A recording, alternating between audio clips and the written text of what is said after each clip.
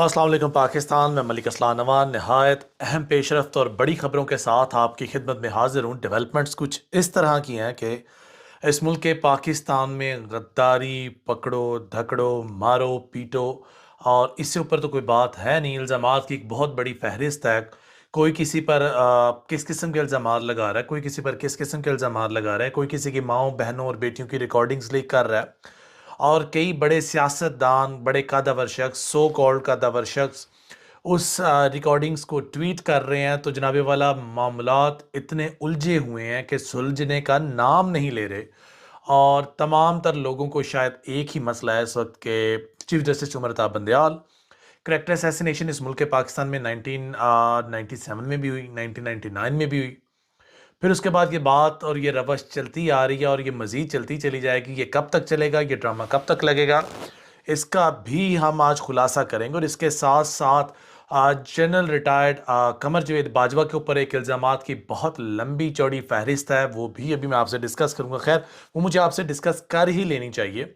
Leak audios का मामला तो आपने सुन रखा है। देखें, दो लोगों की पर्सनल कन्वर्सेशन है और उसके अंदर कोई भी ऐसी बात नहीं की जा रही अपार्ट फ्रॉम के चीफ जस्टिस उमर अता बंदयाल की ज़िंदगी को बहुत ख़तरा लाक है। ये बात हासिल बहस होनी चाहिए थी। दूसरी बात ये हासिल बहस उसमें होनी चाहिए थी कि उनकी जान को ख़तरा है तो किन से ख़तरा है, उनको कौन लोग प्रेशराइज कर रहे हैं, कौन लोग हैं जो उन्हें डरा रहे हैं धमका रहे हैं, उनके नाम सामने क्यों नहीं आ रहे। और दूसरी जानब सोशल मीडिया के ऊपर एक तूफान बदतमीज़ी बरपा है। हर कोई शख्स अपने अपने ज़ाती ओपिनियंस दे रहा है।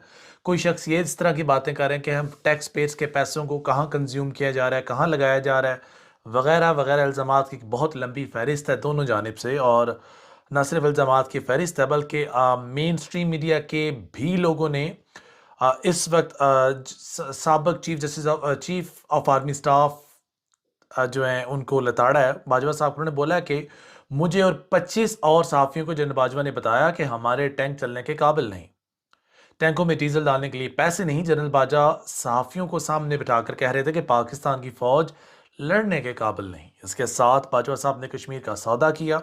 बाजवा साहब ने मोदी के साथ दौरा पाकिस्तान की डेट फिक्स की हुई थी। फॉरेन ऑफिस वज़ीर ख़ारजा शाह महमूद कुरैशी और वज़ीर आज़म इमरान खान को पता ही नहीं था कि मोदी पाकिस्तान आ रहा है। जनाबे वाला ये इतने बड़े और सीरियस एलिगेशंस हैं कि मैं ये मानता हूँ और मेरे नज़दीक ये बात दुरुस्त है कि आपको अगर तो ये इल्ज़ामात में रत्ती भर भी सच्चाई है तो जनरल रिटायर्ड बाजवा साहब का प्रॉपर ट्रायल होना चाहिए। और ट्रायल के अंदर अगर इनके ऊपर इल्ज़ामात हैं तो ये इल्ज़ामात दूर होने चाहिए, क्योंकि ये इल्ज़ाम जनरल रिटायर्ड कमर जावेद बाजवा के ऊपर नहीं बल्कि हमारे इदारे के एक बहुत अहम लीडर के ऊपर है, जो मैं समझता हूँ ये जल्द से जल्द धुलना चाहिए। और दूसरी जानब इस मुल्क के पाकिस्तान के अंदर हालात इस तरह के हैं कि एक जानिब तो किसी की 1100 अरब की प्रॉपर्टी निकल आए वो मसला नहीं है, अगर उसके बच्चों और बीवी की प्रॉपर्टी निकल आए तो वो मसला नहीं, वो हासिल बहस नहीं होता।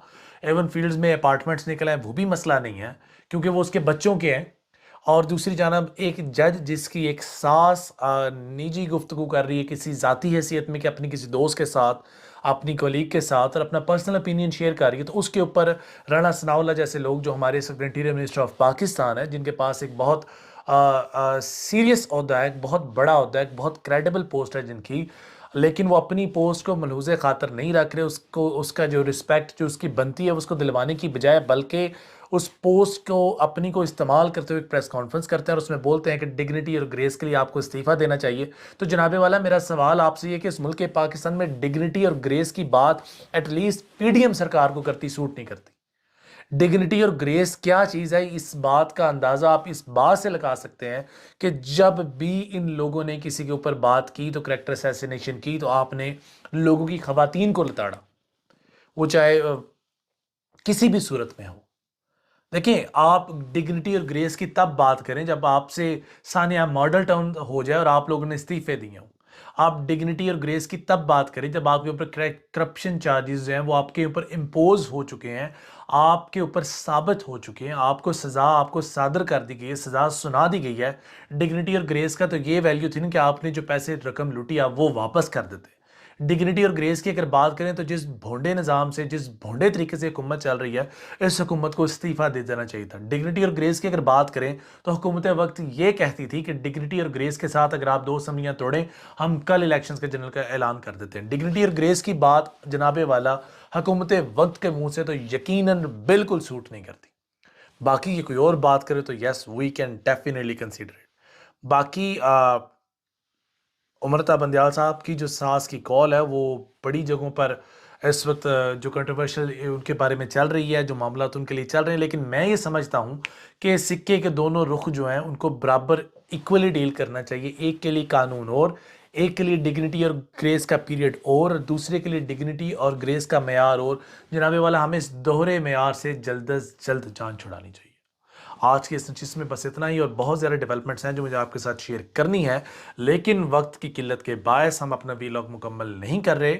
और जो मामले खसूसी अताउल्लाह तारड़ साहब हैं, जो उनसे रिलेटेड बातें थी और दीगर अहम बातें और जो मनफी प्रोपोगंडास थे, हम उनको भी डिस्कस नहीं कर पा रहे। इंशाल्लाह नेक्स्ट वीलॉग के अंदर उनको हम ज़रूर अपनी बहस के अंदर शामिल करेंगे। अभी तक के लिए अपने होस्ट को इजाज़त दीजिए। फ़ी अमानिल्लाह, खुश रहें, आबाद रहें। और मैं उम्मीद करता हूँ जिन लोगों ने ईद गुजारी खैरियत और आफियत से गुजारी होगी, और फ़ुकरा गुरबा और मसाकीन को आपने ज़रूर याद रखा होगा, और अपनी खुशियों के अंदर मिठास डालने के लिए आपने लोगों के साथ ताउन भी किया होगा। अपने